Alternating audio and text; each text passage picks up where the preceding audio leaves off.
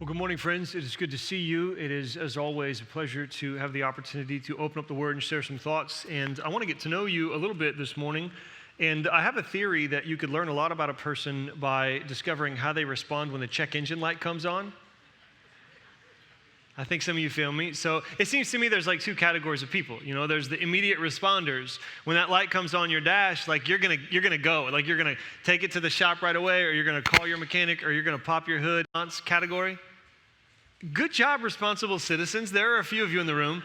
On the other hand, there's the rest of humanity. I'll go ahead and say the rest of us, who in the other category, when that light comes on, we see it, it's there, and we think, I bet you it's fine. Like that, sometimes those lights just come on. All of a sudden, we're like experts, in auto mechanics. Sometimes those lights just come on, and then it's a couple days, it'll be gone. It's probably no big deal. Everything's fine, How many fit in that category? Yeah, exactly. Most of us. So I would suggest that this image, this idea of the check engine light, will serve as a beneficial metaphor for engaging the text, how this text should function in our lives today. Like, how do you respond? I guess here's the question. How do you respond to an unexpected warning? To an unanticipated warning? What do? We're talking about today Judas Iscariot and his betrayal of Jesus. Now, very rarely do you say that and then somebody thinks like, oh, cool, this is going to be fun, That's just not typically the response to this event. And I thought, is there some way to like soften the blow, dull the force of this? And there's not really, nor should I think there should be. We're just going to jump in and we're going to just pay attention to what happened. We're going to look at, actually, I've never done this before. You can turn your Bibles to Matthew 26 if you want to. I've never done this before. I've never really had the opportunity in this way. We've been in this series, The Gospel, for some time now, and we've been walking through the life of Jesus chronologically. And we're actually nearing the end, which is crazy. I'm going to miss this thing. And, we're taking the four reports of Jesus' life, the Gospels is what we call them, Matthew, Mark, Luke, and John, and we're kind of laying them alongside one another and just studying that event by event. And it means that sometimes something is just told in one, or maybe two or three or four. This event is told in all four Gospels. Now, we're going to do something, like I said, I've never done. We're going to read through three of them. We're going to read Matthew, Luke, and John. Mark's is very similar to Matthew's, and we'll pull some of Mark's unique details in later. I just want us to take it in, though, to just really kind of feel what's happening. When I read these texts, you could check out. It totally could be an easy thing to do because it's the same story, right? But I want you, as I read through, to try to picture the details of what's actually happening on this Thursday night in the final week of Jesus' life. It may be beneficial for us to get a little bit of a running start by remembering some things that have happened in the last week or so. It is, so far as we can tell, late Thursday night. Sometimes it's hard to tell the details, but that's our best educated guess. Thursday night is when the event takes place that we're looking at. Last Saturday, so the day before the final week of Jesus' life, Jesus is at a home in Bethany, which is just outside of Jerusalem. He just gets to Jerusalem, checks it out, goes to this home, and this woman, Mary, comes up to him. You probably heard, maybe you've heard this story before, and she breaks this jar of expensive perfume, and she washes his feet with it as an act of devotion. And he takes this as a wonderful act of love and affection and adoration, but there are some people who objected to it. Some of the disciples didn't like it very much. Judas Iscariot particularly had a problem with this. He didn't like this. He didn't think this was cool. And after this takes place, we actually discover that night he leaves and he goes to the Jewish leaders and he says, I will give you Jesus. I know you want him. You pay me and I'll hand you him. And they give him 30 pieces of silver and he waits for an opportune time. You fast forward a couple of days, Monday happens, Tuesday happens, and then on Wednesday, Jesus is sharing a meal with his disciples. The Last Supper is what we call it. It's a Passover meal that celebrates the independence of God's people and looks forward to the coming of the Messiah, and Jesus is explaining about how it's actually pointing forward to him, and there's a bunch of stuff going on, kind of chaotic in terms of all the details, but there's this one detail, though, that we discover in the Gospels where Jesus actually says to Judas, I know what you're about to do. You're not pulling anything over my eyes. Like, I know the decision that you've made, and I know what you're planning on doing. And it's kind of weird. It seems like he maybe says it in such a way that nobody else can hear what's going on, which means Judas is really close to Jesus. But Jesus kind of whispers to him, and then Judas takes off, and everybody wonders what's going on. Well, you fast forward now. That was Wednesday. Wednesday, of course, becomes Thursday. Jesus does some teaching, does a lot of praying on Thursday. for us, for his disciples, for the world. And then he goes away to this place called the Garden of Gethsemane. Drake did a great job of unpacking this pregnant, dramatic scene in the Garden of Gethsemane where Jesus is praying alone to the Father saying, can we find another way? And the Father says no. And so multiple times Jesus says, okay, not my will, but yours be done. I will drink the cup that you have for me. Let's go. And we're going to pick things up at the very end of that scene, because that scene is interrupted by this arrest. So let's start in Matthew chapter 26 in verse 45 if you're following along up through 56. Here's what happens. Then he, that's Jesus, returned to the disciples and said to them, are you still sleeping and resting? Look, the hour has come and the Son of Man is delivered into the hands of sinners. Rise, let us go. Here comes my betrayer. While he was still speaking, Judas, one of the 12, arrived. With him was a large crowd armed with swords and clubs, sent from the chief priests and the elders of the people. Now the betrayer had arranged a signal with them. The one I kiss is the man. Arrest him. Going at once to Jesus, Judas said, greetings, Rabbi, and kissed him. Jesus replied, do what you came for, friend. Then the men stepped forward, seized Jesus, and arrested him. With that, one of Jesus' companions reached for his sword, drew it out, and struck the servant of the high priest, cutting off his ear. Put your sword back in its place, Jesus said to him. For all who live by the sword, all who draw the sword will die by the sword. Do you think I cannot call on my Father, and he will at once put at my disposal more than 12 legions of angels? But how then would the scriptures be fulfilled that say it must happen in this way? In that hour, Jesus said to the crowd, am I leading a rebellion that you have come out with swords and clubs to capture me? Every day I sat in the temple courts teaching, and you did not arrest me. But this has all taken place that the writings of the prophets might be fulfilled. Then all the disciples deserted him and fled. Luke's version of the story comes in Luke chapter 22, verses 47 through 53. He's a bit briefer. While Jesus was still speaking, a crowd came up, and the man who was called Judas, one of the 12, was leading them. He approached Jesus to kiss him, but Jesus asked him, Judas, are you betraying the Son of Man with a kiss? When Jesus' followers saw what was going to happen, they said, Lord, should we strike with our swords? And one of them struck the servant of the high priest, cutting off his right ear. But Jesus answered, no more of this. And he touched the man's ear and healed him. Then Jesus said to the chief priests, the officers of the temple guard, and the elders who had come for him, am I leading a rebellion that you have come with swords and clubs? Every day I was with you in the temple courts, and you did not lay a hand on me. But this is your hour when darkness reigns. John tells his version of the story in John chapter 18, verses 1 through 12. When he had finished praying, Jesus left with his disciples and crossed the Kidron Valley. On the other side, there was a garden, and he and his disciples went into it. Now, Judas, who betrayed him, knew the place because Jesus had often met there with his disciples. So Judas came to the garden, guiding a detachment of soldiers and some officials from the chief priests and the Pharisees. They were carrying torches, lanterns, and weapons. Jesus, knowing all that was going to happen to him, went out and asked, who is it you want? Jesus of Nazareth, they replied. I am he, Jesus said. And Judas the traitor was standing there with them. When Jesus said, I am he, they drew back and fell to the ground. Again, he asked them, who is it you want? Jesus of Nazareth, they said. Jesus answered, I told you that I am he. If you are looking for me, then let these men go. This happened so that the words he had spoken would be fulfilled. I have not lost one of those you gave me. And then Simon Peter, who had a sword, drew it and struck the high priest's servant, cutting off his right ear. The servant's name was Malchus. Jesus commanded Peter, put your sword away. Shall I not drink the cup the Father has given me? Then the detachment of soldiers with its commander and the Jewish officials arrested Jesus.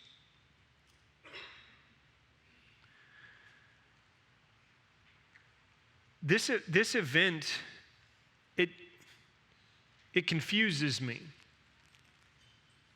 And not just because of the way in which the details all fit together. That part is kind of weird at first, but it's not that hard to see how you can take these four accounts and recognize that they're all grabbing different parts of the action. Actually, this week I encourage you, get on YouTube and look up some different videos of reconstructions of Judas betraying Jesus. Sometimes those things are cheesy, so you kind of got to get over some of that. But there's some decent ones, actually, of this scene that really kind of help you picture what took place.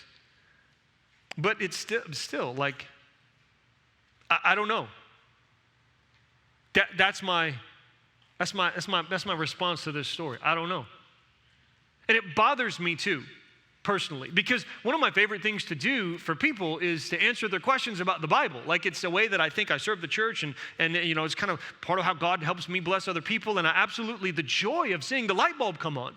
When somebody engages Scripture and they're reading enough to learn some stuff, but then to be confused, and then they come, maybe you've been there before, and they ask a question, and you can answer their question in a way that kind of satisfies their curiosity a little bit, but pushes them to study further. I absolutely love that. Like, it's one of my favorite things to do. And yet, if you ask me any substantial question about the Judas story, the answer is, I don't know. How much of this was his choice, and how much of it was Satan working through him? I don't know. Like, if Judas hadn't done what he did, would somebody else have had to step in and do it in order to fulfill the scriptural prophecy? I don't know. Well, in the end, did Judas repent? I don't know. We know he felt bad. We know that after this all went down, he realized he had done a wrong thing, and he threw the money back at the people who gave it to him, and he went out and he hung himself. We know he felt bad, but remorse is not the same as repentance. So, like, will he be in heaven? I don't know. Was he sincere at first when he started following Jesus, and then he kind of turned evil at some point? Or was he always corrupt? I don't know. I heard a new one from my daughter Claire a couple weeks ago when we were watching some of these videos. After watching it, she said, "Why didn't they let Jesus go after he put the man's ear back on?" Great question, babe. And add it to the list, because I don't know. But then there's the big question, though, the one that most curious folks will ask if you kind of look at this story long enough. Why? Why did he do this?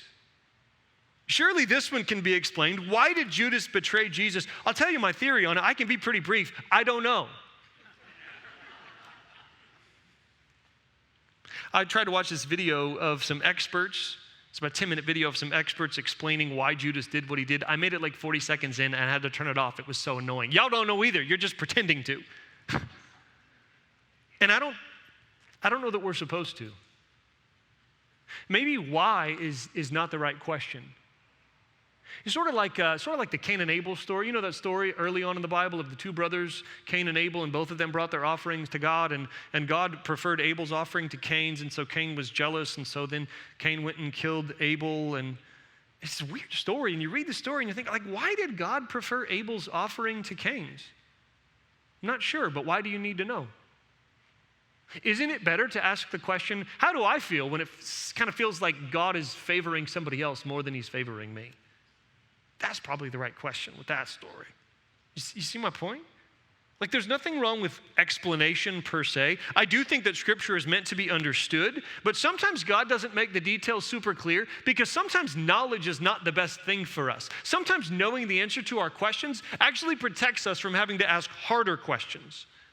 In this kind of case, when we're looking at somebody who did something wrong, like, it's easier. It can like knowledge, understanding and knowing what's going on can help us feel better about ourselves because it confirms what we hope is true, that whatever this bad person did, I would never do. Why do they do that? Well, because X. Well, X doesn't apply to me, so I guess I wouldn't do that. Well, you know, politicians, they take advantage of the weak. Why? Because they're corrupt, but I'm not corrupt, so I wouldn't do that. Or Sweet Drake Holderman, you know, he makes up this story about losing his passport. But I don't travel internationally, so I would never do that, you know, that kind of thing.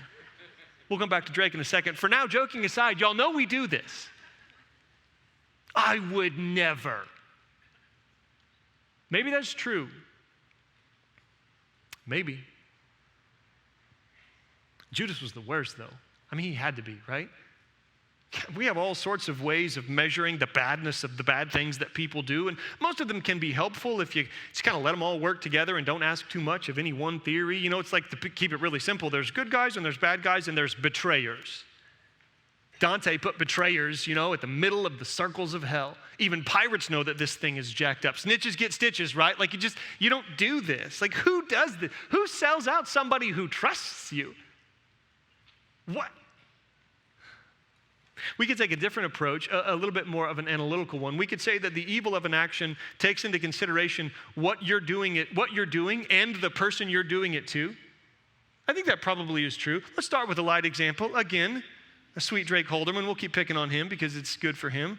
So, you know, if you weren't here last week, he tells this story about how he lost his passport in Israel, caused some chaos on the trip.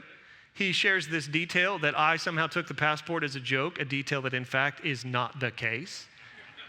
I was thinking back through working back through the mental files and doing some research and going into my Lois Lane mode. And I remember actually a distinct quote that I'll give you that will reveal to you the true version of the story. I remember we were talking out there. Actually, I did find the passport in his backpack, and I pulled it out of his backpack, and he said, and I quote, "Oh yeah, I put it in that secret pocket of my backpack because it's so hidden I didn't actually know it was there before then, but then I forgot." That's the real version of the story, right? But here's the thing, I bring it up to say he made a good call last week, because if he wants to play with this story a little bit, he's got a few options, right? Like he can act like his wife took the passport, but that's not a good idea because he's got to go home to Andrea, you know what I'm saying? He can act like Mark took the passport, but Mark has the power to fire him, so that's not a good idea. So in the end, he made the least bad call, like blame it on me. That's a pretty good way of looking at it. Because the evil of an action, of course, is what you do and who you do it to. Now, joking aside, let's get serious. It's why adultery is worse than just sleeping around, in some ways. It's why assault and battery of a peer is never going to measure up to abuse of an innocent child.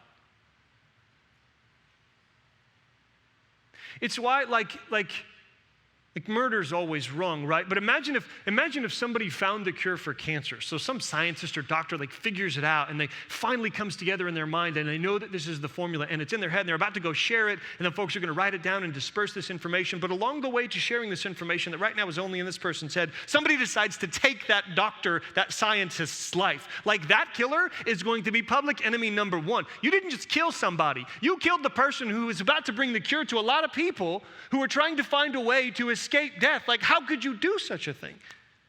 Now, we're not trying to be super technical about this. We just really want to think this through long enough. We just want to sit in the uncomfortable nightmare arrest long enough to smell the stench of what Judas did.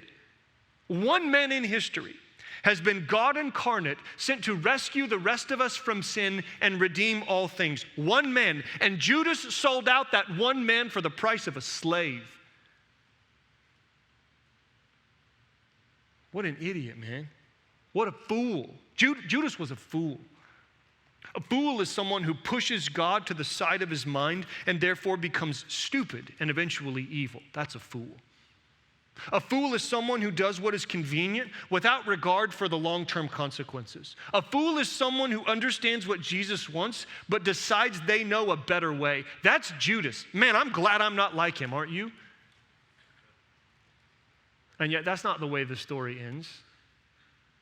I don't even mean that figuratively. I'm not even talking about like later on in the Gospels. I'm talking about this event. You saw how Matthew ended it. Mark ends it similarly. Toward the end of this account in Mark, we'll give his version of the story a little press too. He says in Mark chapter 14, verse 50, "Then everyone deserted him and fled." Maybe no one on this night can claim the moral high ground. And then, where everybody stops, Mark adds one more detail. It's the second strangest detail in the whole story, next to Jesus putting the man's ear back on. It's in Mark chapter 14, verses 51 and 52. Right after what I just said, then everyone deserted him and fled. It says, "A young man wearing nothing but a linen garment was following Jesus. When they seized him, he fled naked, leaving his garment behind." Why'd you put that in there? And I'll tell you the reason why Mark put that in there. The most likely explanation is that Mark is the young man. Biographers would do this in the ancient world. They would write themselves into the story in a subtle way. Usually wouldn't name themselves. Usually it's positive. In John's gospel, he describes himself not as John, but as the disciple that Jesus loved. He's defined by the love of Jesus. Mark goes a different route, and he writes himself into the story at his worst, most embarrassing moment. I'm going to write a manual about following Jesus, and I'm going to be in there at the point when I ran naked in shame because I was afraid. I think that Mark fully understands how we should respond to this story. Maybe it wasn't me who betrayed Jesus, but it could have been. I sometimes push God to the side of my mind and therefore become stupid and eventually evil. I sometimes do the convenient thing without regard for the long-term consequence. I sometimes have a pretty good sense of what Jesus wants from me, and yet I decide I know a better way. Maybe the line between good and evil really does run through the heart of each one of us, and maybe the line between Judas and you and me is a little bit more perforated than we'd like it to be.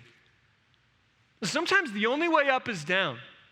There is no deep cleansing without an honest assessment of the filth within. The way forward is never to pretend that we're better than we are, and it is never to assume that I'm so good I don't need a reminder of how bad I could become if I were not careful. It is never to assume that I'm beyond need of a warning. I'm not.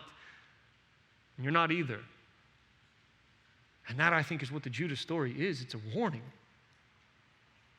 Now, I want to pull out from you some different angles, some different ways in which I think we're warned by this story. Well, we'll be fairly brief, but I want to help you think through some of these things. First of all, warning number one, don't think that anyone could stop Jesus. Judas, he tried to stop Jesus. Some people doubt this. Some people have come up with, there's a popular theory that Judas didn't really want Jesus to fail. Like, he just thought Jesus needed a little bump, right? Like, start the revolution, man. And so he set up this confrontation so that Jesus would go for it. No, like, I get it, but you want an explanation. But no, there's like no indication in the text that that's what's going on. No, Judas wanted Jesus to lose. He wanted him stopped, and it didn't work. It never works. Did you hear what Jesus said to the disciples that Matthew reports to us? Let me ask you a question. How many angels do you think it would take to defeat, I don't know, a couple hundred human soldiers? I don't know, maybe a couple? I'm going to go with one. If it's like one angel on a few hundred human soldiers, I'm going to go with the angel. Like, that's where my money is going to be. I don't know if you're supposed to bet on angels, but if you could, I would. Right? But he doesn't say, like, I could call on an angel. I was named after the archangel Michael. I think that's pretty cool. I could call on Michael. He doesn't say that. I could call on Gabriel. He doesn't say that. He said, do you not think that I could call on my Father and he will put at my disposal over 12 legions of angels? You know how many soldiers are in a legion? Like, give or take about 5,000. And he said, I have over 12 legions. You say over 12 when you mean 13 or as many as you need. I kind of think he means as many as I need, but let's just go with a conservative estimate. We're talking about more than 60,000 angels who are ready to roll. Jesus is fine. He is okay. He is not begging for our concern. He's not tripping out about the things that are going on then or now. And for most of us, this is kind of an encouragement. For most of us in the room, like, this is an encouraging idea. That, like, if you live in a world where people are trying to stop Jesus, the one thing you don't need to do is panic, because I guarantee you Jesus isn't panicked. He's okay. But there also is a real sense in which we need to be careful to hear this as a potential warning. Now, I don't know you. I don't know the deep recesses of your heart. Like, I don't know who's in the room, but if there's anybody here, if there's anybody who's hearing that thinks maybe you can stop Jesus, that's trying to work against him to shut down his thing.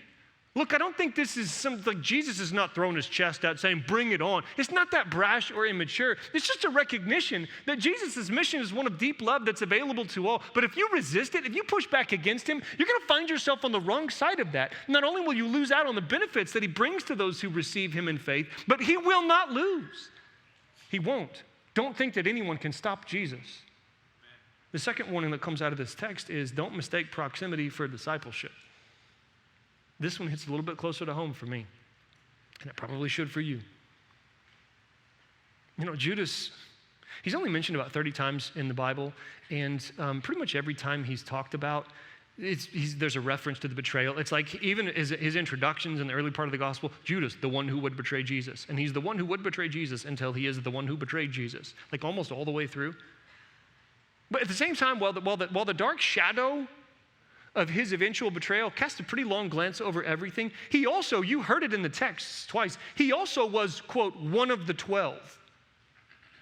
Was he a legitimate disciple? Again, I don't know, but he was there. He was there when Jesus turned water into wine, really good wine. He was there when Jesus calmed the storm and they all thought they were going to die. He was there when Jesus fed 5,000 plus people with 5 loaves and 2 fish. He was there when Jesus healed Peter's mother-in-law and healed the woman who had a bleeding issue and raised this man's daughter back from the dead. He was there when Lazarus walked out of the tomb. He saw all of it, and yet he still became the one who betrayed Jesus. How? I don't know. But we can know something, and what we can know will make the hair on your arms straighten up stiff if you really grasp its scary significance. Because what we can know and what we must learn from Judas is that proximity does not equal discipleship. You can be close. You can be right up next to it. You can be present. You could be here on a regular basis. And that is not the same thing as being a disciple of Jesus. Disciple just means learner. It's a person who's with Jesus, learning to be like him. You can be around Jesus for a long time and not be with him, learning to do life as he would have you do it. Don't mistake proximity for discipleship.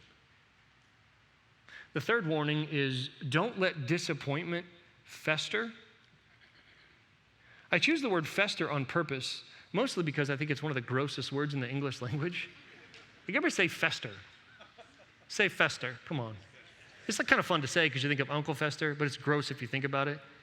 Like I looked this up in the dictionary. I'm going to share the definition of fester with you. There's 3 different types of use. When it's used of a wound or a sore, to fester means to become septic or to undergo the formation of pus. That's nasty. When it's used of a food or garbage, it means to become rotten and offensive to the senses. That's descriptive. When it's used of a negative feeling or a problem, it means to become worse or more intense, especially through long-term neglect or indifference. Here's my point. Betrayal doesn't come from nowhere. I don't want to over-psychologize Jesus, but I think we could probably say safely that whatever's going on here, it started some time ago with disappointment. Like he was disappointed for some reason. Maybe Jesus wasn't the Messiah he thought he was supposed to be. Maybe he didn't really like him. Maybe he didn't think his jokes were funny. I don't know. Like he was disappointed with Jesus, and then disappointment kind of grew to bitterness, and then bitterness became betrayal. You got to understand, this doesn't start nowhere. It starts small and it grows. Let me just put it like this. Here's where this hits me. I've come to accept the fact that in my walk with Jesus, there's always going to be a little bit of doubt for me that kind of comes in and out.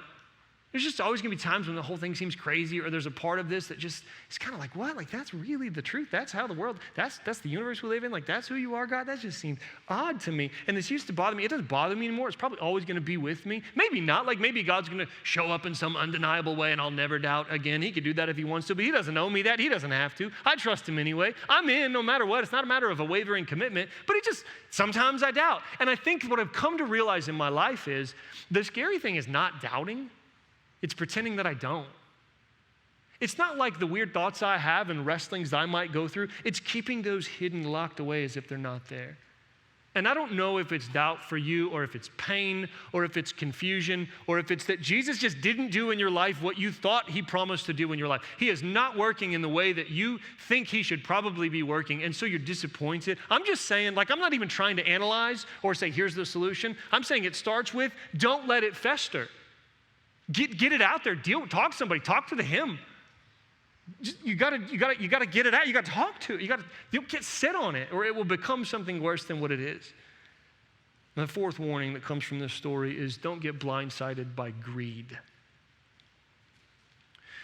The general rule is don't think that you can tolerate small sins without eventually paying the price. But the specific point here, and the specific one in play, it matters. It's greed. It's the one thing we know about Judas. It's like, let me read John 12, verse 3 and following. This is whenever the whole anointing of the feet, of Jesus' feet with oil happens. It says, then Mary took about a pint of pure nard, an expensive perfume. She poured it on Jesus' feet and wiped his feet with her hair. And the house was filled with the fragrance of the perfume. But one of his disciples, Judas Iscariot, who was later to betray him, objected. Why wasn't this perfume sold and the money given to the poor? It was worth a year's wages. So righteous he sounds. He did not say this because he cared about the poor, but because he was a thief. As keeper of the money bag, he used to help himself to what was put into it. If you want your answer to the why Judas did it question, this is the closest we get from Scripture. It's weird, it's strange though. Like this, it wasn't really a satisfying explanation for me because it's like 30 pieces of silver is not that much money. This is why sometimes you feel like there's got to be another reason. He wouldn't sell Jesus out for 30 pieces of silver. Who does that? A greedy person. Greed turns us into fools. It blinds us. It blinds us to reality, much less wisdom. But here's the thing that really scares me. I don't think this explanation scares us nearly as much as it should. I'm not greedy. I know greed is bad. Like maybe you remember Gordon Gekko, greed is good. No, it's not, we say with our like Sunday morning tone of voice, you know? Like no, greed is horrible. Personal confession, and I'll be blunt. The older I get, the more I want money. Just being honest with y'all.